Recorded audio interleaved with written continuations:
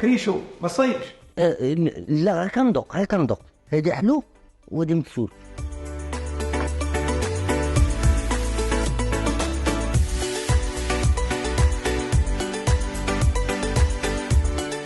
السلام عليكم اصدقائي صديقاتي الاعزاء، كيف العاده خوكم كريشو هذا، واليوم شفت واحد الفيلم وقررت ندير لكم واحد الوصفه زوينه. كلنا كنبغيو الدجاج والرز، غير انا غنطيبها بالوصفه طريقه ديال الشاروخان مع المطيشه ديال الحك عيشه. كريشو هذا واخا غنبداو نطيبو. نديرو مكله تسخن، نديرو لها شويه ديال الزويته بلديه وشويه الزويته روميه.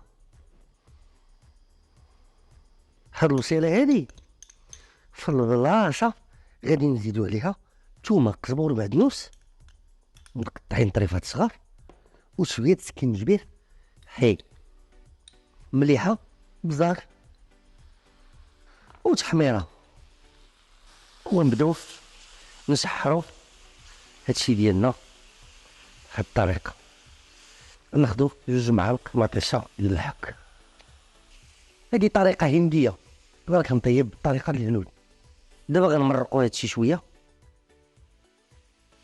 حنا غادي نحطو دابا الدجاج ديالنا. هادشي كنوجدو دابا باش غادي نفطر به. غادي نخليو هادشي يتشحر وما كاين غير شحر باش تفطر وتسحر والنتيجه كتظهر. ونخليو الدجوجه ديالنا طيب بحال هكا مع هاد الشرموله.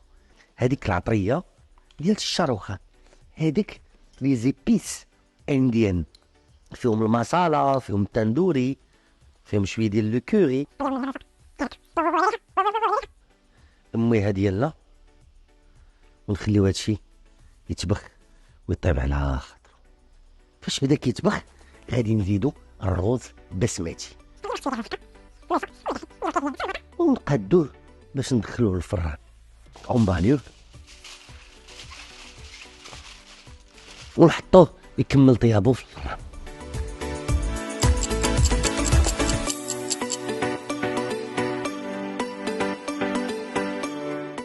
مقيله البرياني ديالنا وجدات، غادي نديكوريوها بواحد شويه ديال الاعشاب المنسمه قبل ما نذوقوها. وديما في كوزينة كريشو غير بالقليل نعيشو.